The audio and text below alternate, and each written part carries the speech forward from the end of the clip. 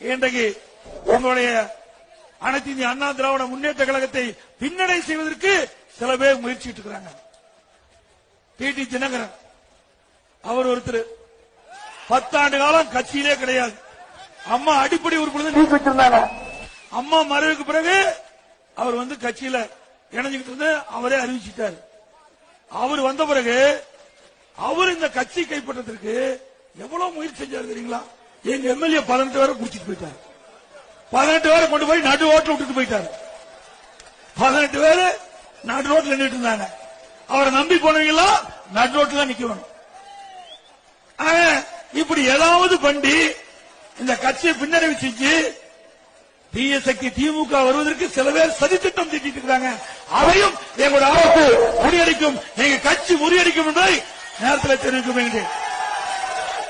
பொன்மனச்செம்மல் புரட்சித் தலைவர் எம்ஜிஆர் தீய சக்தி திராவிட முன்னேற்ற கழகம் வரக்கூடாது என்று தான் இறுதி மூச்சு வரை போராடினார்கள். இதே புரட்சித் தலைவர் அம்மா அவர்கள் பொன்மனச்செம்மல் புரட்சித் தலைவர் வழியிலே சிறப்பான ஆட்சி தந்து திராவிட முன்னேற்ற கழகம் வேறு ஒன்றாக பார்த்துக் கொண்டார்கள். சில சதிகாரர்கள் வேண்டுமென்றே திட்டமிட்டு இன்றைக்கு சதிவலை பின்னிக் கொண்டிருக்கின்றார்கள். அந்த விலையும் அந்த வலையும் சின்ன பின்னமாக தூள் தூளாக தகர்த்தெறிந்து அம்மாவுடைய ஆட்சி, அம்மாவுடைய அரசு தொடர நாங்கள் பாடுபடுவோம். அனைத்து இந்திய அண்ணா திராவிட முன்னேற்ற கழகத்தை எந்த சக்தியாலும் வீழ்த்த முடியாது.